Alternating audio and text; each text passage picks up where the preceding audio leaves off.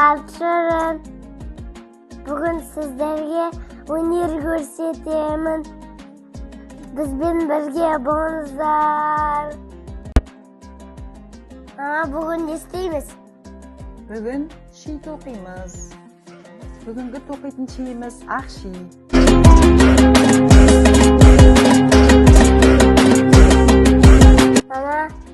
Шиді не үшін пайдаланады? Шиді ағаш үйге пайдаланады. Жылан кіріп кетпеу үшін, құрт құбырысқа кірмеу үшін, таза ауа кіріп үшін. Ол табиғи өнім.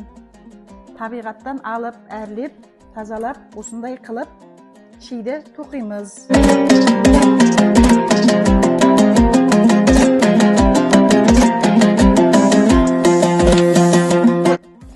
Мама, бұл не? Бұл текемет. Енді текеметтің басылуын көрсетеміз. Текеметті басу үшін жүнді дұрыстап сабап аламыз.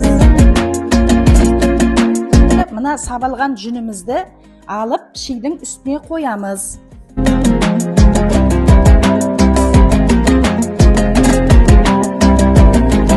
Енді осы жүнді тегістеп, жазып, салып қоямыз. Үстіне суын себеміз.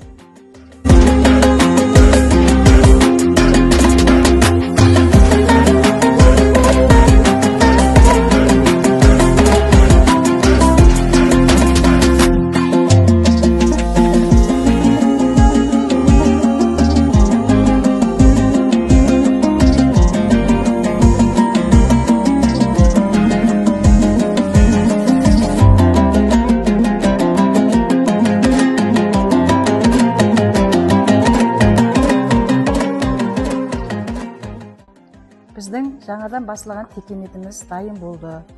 Бұның барлығы қолдан жасалған ұлттық қолөнер. Сондықтан әрбір ана, әрбір әже өзінің бала шағасына көрсетіп, үйретсе, сол мұраға жалғасады.